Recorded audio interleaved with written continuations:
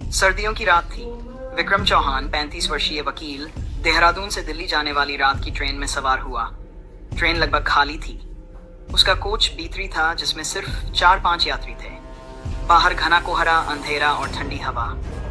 जैसे ही ट्रेन चल पड़ी, विक्रम को महसूस हुआ इस डिब्बे में कुछ गड़बड़ है। न कोई चाय वाला, न कोई टिकट कलेक्टर। उसने घड़ी देखी, 11:15 बजे रात का। अचानक ट्रेन का बल्ब टिमटिमाया और बुझ गया। अंधेरे में उसने देखा एक बूढ़ा आदमी कोने में बैठा है। उसकी आंखें लाल सी चमक रही थीं। विक्रम ने पूछा, बाबा, ये कोच इतना खाली क्यों है? बूढ़ा धीरे धीरे बोला, तुम इस ट्रेन में पहली बार चढ़े हो? हाँ। बूढ़ा हंसा, तब तो तुम्हें पता भी नहीं कि ये ट्रेन किसकी है।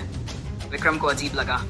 उसने फोन निकाला, नेटवर्क गायब। उसने देखा खिड़की के बाहर घना जंगल था, जबकि इस रूट पर तो मैदान होने चाहिए थे।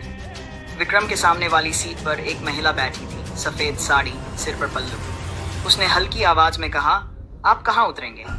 दिल्ली। वह मुस्कुराई, दिल्ली? ये ट्रेन वहां नहीं जाती। विक्रम चौंक गया। तो हाँ जाती है। महिला ने बस इतना कहा, वहां जहां लौटकर कोई नहीं आता। फिर उसने सिर घुमा लिया। सीट की जेब में विक्रम को एक पुराना अखबार मिला। तारीख 10 साल पुरानी। हेडलाइन थी, रात की ट्रेन में आग, 50 यात्री मरे। नीचे तस्वीर थी, वही B3 कोच। विक्रम के हाथ कांपने लगे। क्या ये वही ट्रेन है?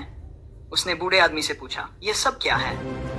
बूढ़ा बोला, जिसने भी इस कोच में टिकट लिया वह अपने किसी रहस्य से भाग रहा था। ये ट्रेन उन्हें सच का सामना कराती है। अगर सामना कर लिया तो बच जाता है, नहीं तो यहाँ का स्थायी यात्री बन जाता है। विक्रम घबराए, रहस्य? मैं तो बस वकील हूँ। बूढ़ा बोला, हर किसी के पास एक केस होता है, तुम्हारा भी है। विक्रम की आंखों में पुरानी यादें तैर गईं। 3 साल पहले उसने एक केस लड़ा था जिसमें एक निर्दोष आदमी को उसने जानबूझकर दोषी ठहरवाया था क्योंकि उसे पैसे और प्रमोशन चाहिए था। उस आदमी ने जेल में आत्महत्या कर ली थी। तब से विक्रम को बुरे सपने आते थे। महिला ने उसकी ओर देखा और कहा, वो आदमी तुम्हारा इंतजार कर रहा है। अचानक कोच का दरवाजा खुला।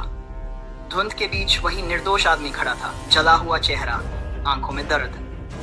विक्रम डर के मारे सीट के नीचे छुप गया। आदमी धीरे धीरे उसकी ओर बढ़ा। बूढ़ा बोला, माफी मांग लो, सच स्वीकार कर लो, यही एक रास्ता है। विक्रम रो पड़ा, मुझे माफ कर दो, मैंने तुम्हें फंसाया, मैं गुनहगार हूं। उसके मुंह से ये निकलते ही ट्रेन का झटका लगा। उसने देखा सामने कोई नहीं था। कोच में अब साधारण यात्री थे, चाय वाला, टीटी, बच्चे। उसकी टिकट पर लिखा था B सीट 42। सब कुछ सामान्य था। दिल्ली पहुंचने पर विक्रम स्टेशन पर उतर गया। उसने सोचा, शायद मैं सपना देख रहा था। स्टेशन के बाहर उसने देखा दीवार पर उसी निर्दोष आदमी की तस्वीर लगी थी। न्याय के लिए लड़ने वाले को याद करते हुए नीचे लिखा था, मृत्यु 3 साल पहले, देहरादून दिल्ली रात की ट्रेन में आग। विक्रम के हाथ कांप गए। उसके जेब में पड़ा पुराना अखबार अभी वही था, 10 साल पुराना। उसके फोन पर एक मैसेज आया, तुमने सच मान लिया, इसलिए ट्रेन ने तुम्हें छोड़ दिया। यात्री B3। विक्रम ने आसमान की ओर देखा।